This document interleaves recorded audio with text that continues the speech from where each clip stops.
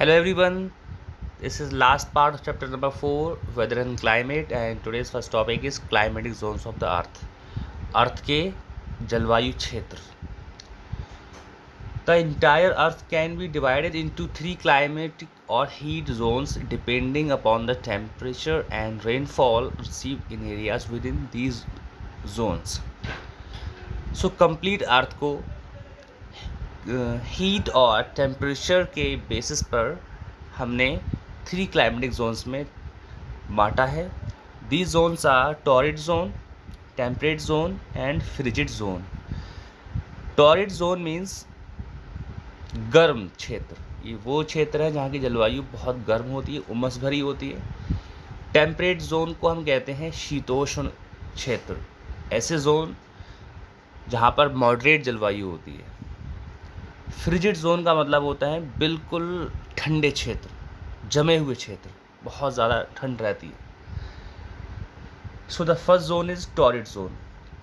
This climate zone is spread between Tropic of Cancer and the Tropic of Capricorn.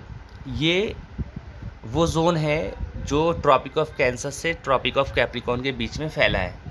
As this zone is astride the equator, क्योंकि ये zone आपके equator के इस तरफ और दूसरी तरफ दोनों साइड है. The sun rays fall directly on it making the area extremely hot and humid. इस वजह से, क्योंकि ये जोन इक्वेटर के दोनों साइड है, इस वजह से यहाँ पर सन रेज डायरेक्टली पड़ती हैं, बिल्कुल सीधी पड़ती हैं, और इस वजह से ये एरिया बहुत ज़्यादा गर्म और ह्यूमिड, उमस भरा हो जाता है. The next zone is temperate zone. Temperate zone का मतलब शीतोष्ण जोन. ये ऐसा जोन है जहाँ की जलवायु मॉडरेट रहती है.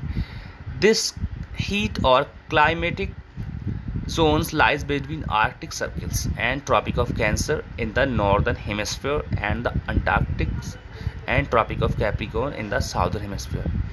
ये जो जोन है वो आर्कटिक सर्किल और ट्रॉपिक ऑफ कैंसर के बीच में नॉर्थ में है, तथा साउदर्न हेमिस्फीयर में ये अंटार्कटिक सर्किल और ट्रॉपिक ऑफ कैप्रिकॉर्न के बीच में पड़ता है.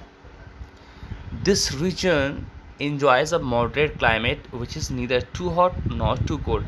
ये वो क्षेत्र है जहाँ की जो जलवायु है वो मॉडरेट रहती है, मध्यम रहती है, ना ही ज़्यादा गर्म होती है जलवायु, ना ही ज़्यादा ठंडी रहती है. It is the area between the torrid and frigid zone. ये टॉरिड और फ्रिजिड जोन के बीच का एरिया है. So in this picture you can see the middle part which is either side of the equator. This is torrid zone, and torrid zone you can see this is the hot zone. यहाँ की जलवायु बहुत hot होती है.